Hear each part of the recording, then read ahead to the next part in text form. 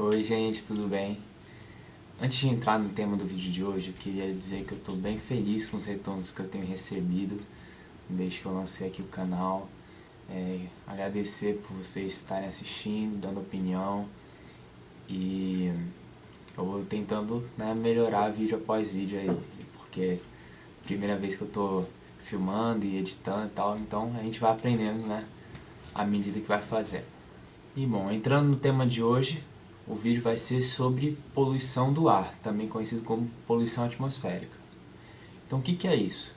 É quando você tem mudanças no ar, seja lá, quais forem, que podem causar danos na saúde das pessoas, do meio ambiente ou ainda deteriorar monumentos e edifícios. Então por que esse tema é tão importante? É justamente pela poluição ser tão danosa que eu escolhi esse tema. Existem diferentes tipos de poluentes, né? Tem chumbo, nitratos, gás carbônico e muitos outros. Aí eu não vou entrar nesse detalhe da química, acho que não é o mais importante agora, mas se você se interessar em saber um pouco mais, vou deixar aqui na descrição um link do Ministério do Meio Ambiente que fala um pouco sobre esses diferentes tipos de poluentes. Eu acho que é mais relevante falar então sobre alguns dos problemas de saúde que a poluição causa. O Eduardo Vasconcelos, no livro Mobilidade Urbana e Cidadania, ele traz alguns tipos de poluentes e quais são os efeitos que eles provocam. Você tem problemas dos mais leves aos mais pesados. A gente tem, por exemplo, dor de cabeça, fadiga, problemas respiratórios, problemas de coração, problemas nos rins, efizema, fibrose e até problemas neuronais, podendo levar à morte. Sim, realmente pode levar à morte. Segundo os dados do DataSUS, entre as principais causas de morte no Brasil, a gente tem problemas de saúde como doença isquêmica do coração, doença cerebrovascular e infecção das vias aéreas. Problemas de saúde podem estar relacionados à poluição. E você? Como saber se você está exposto a índices de poluição preocupantes?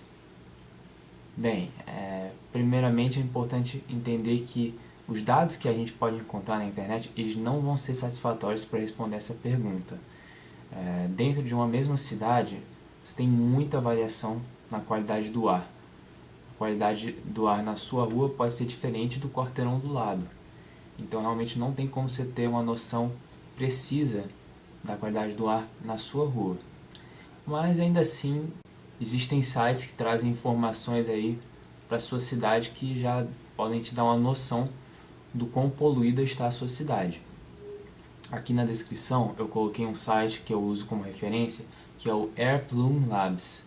Aqui, por exemplo, eu pesquisei a cidade do Rio de Janeiro. Então ele me informa qual é a qualidade do ar aqui na esquerda, que é regular.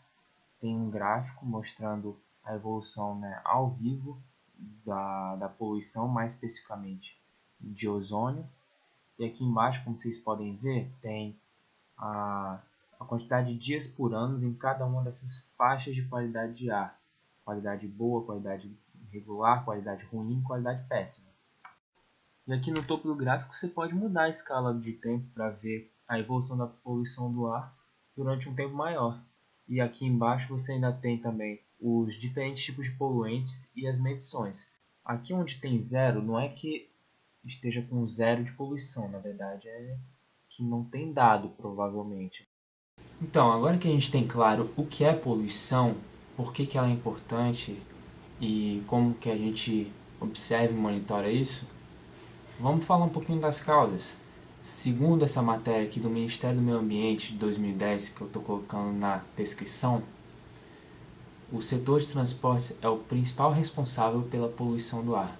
Só o modal rodoviário é responsável por 90% da emissão de poluentes e de gás carbônico.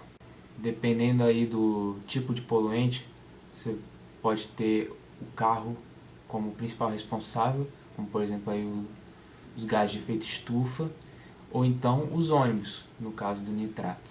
Os caminhões também são grandes responsáveis pela poluição no Brasil. E infelizmente, já desde o governo JK, a nossa logística brasileira depende totalmente dos caminhões e das rodovias.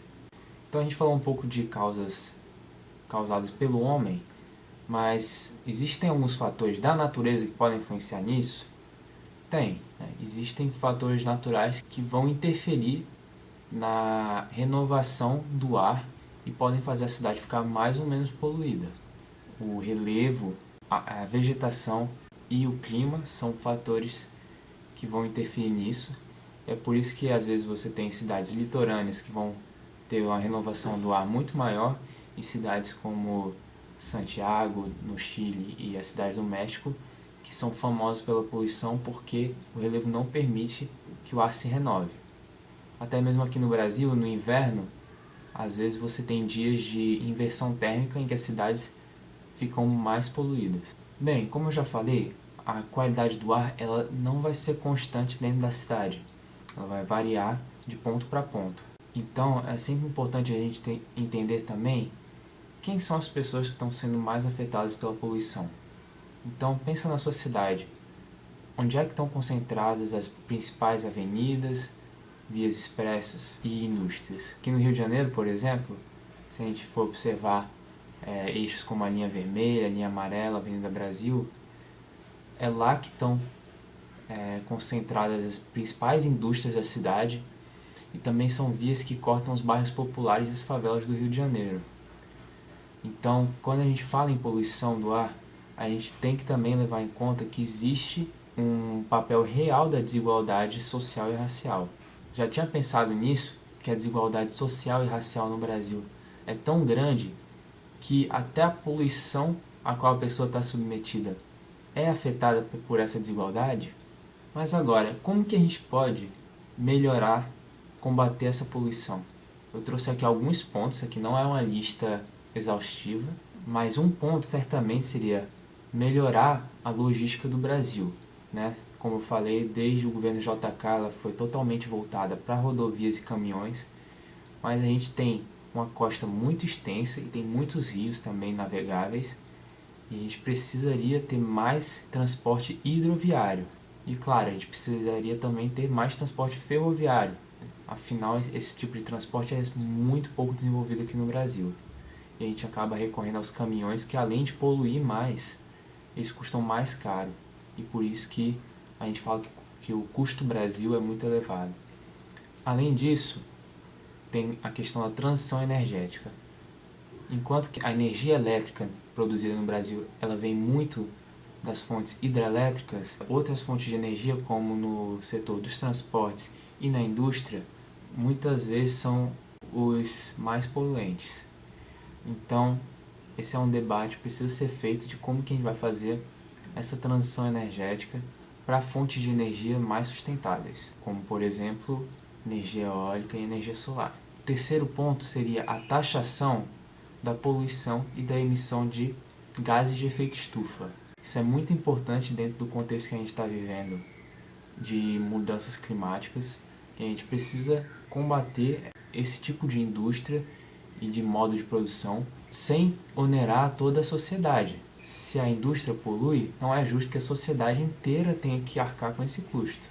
E do ponto de vista do urbanismo, a gente tem que racionalizar o uso do solo para que haja um melhor equilíbrio dentro da cidade, dos empregos, dos serviços, das moradias, para evitar que as pessoas precisem, no dia a dia, fazer distâncias muito grandes e correr ao transporte individual ou então ao ônibus em longas viagens que vão poluir mais. Para isso, a gente precisa combater a especulação imobiliária e a expansão da mancha urbana. Porque o que acontece? A especulação imobiliária faz com que se busque cada vez mais os terrenos para fora da cidade. Isso torna o transporte público menos eficiente, porque as pessoas vão estar mais espalhadas e vão tornar as viagens mais longas. Então, menos confortáveis e também mais poluentes. E para concluir, claro, a gente tem que fazer uma transição dos modos de deslocamento dentro da cidade. Favorecer o transporte público, principalmente o transporte que não é motorizado, como o metrô, o trem, o VLT. E também favorecer a mobilidade ativa, que é aquela em que o usuário vai a pé ou de bicicleta, que aí, claro, não tem poluição nenhuma. Bem, gente, vamos ficando por aqui por hoje, mas eu espero que esse vídeo tenha te ajudado a perceber a importância e a urgência da gente tratar de forma justa e séria o problema da poluição do ar, dentro de um projeto político radicalmente democrático e sustentável. É isso, então dá um like aqui no vídeo, se inscreve no canal, ativa o alerta e a gente se vê no próximo vídeo. Beijo!